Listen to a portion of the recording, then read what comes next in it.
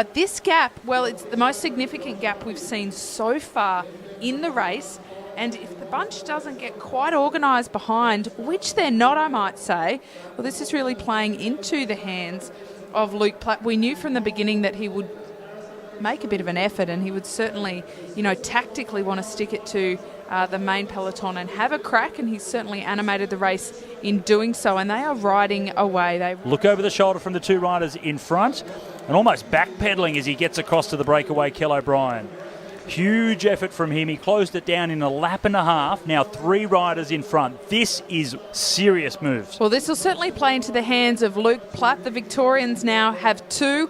Sam Welsford is being forced to chase 20 laps left to run for the trio at the front. Luke Platt, Kel O'Brien, who bridged across really magnificently. Only a lap and a half it took him to get across. And Josh Harrison, well, he doesn't have to do a lot now because the 2 Victorians will and should drag him around because they need to work together. They have the numbers in the trio, 2 from Victoria. And Sam Welsford, he's having to take a lot of the responsibility. This is when it gets hard for him because everybody looks at him and says, well, mate, we're not dragging you around to win. They're coming around to get the bell.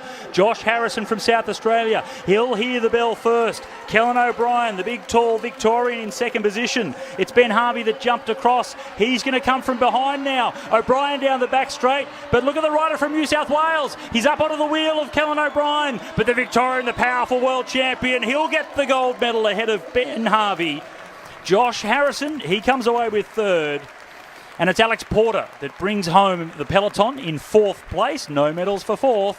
Kel O'Brien, what a ride. He burst out of the peloton and went across to the breakaway group, drove it all the way to the finish and had the best sprint in the end and becomes the scratch race national champion. Yeah, super hectic. I mean, this race historically has been, it's an iconic race for the national titles, and it's usually raced pretty hard, and tonight was raced a lot differently to the way I've seen it race in past years, so it was a bit of a shock to the system, but yeah, so happy to take the win. And Kellen O'Brien with the national champions jersey in the elite men's scratch race.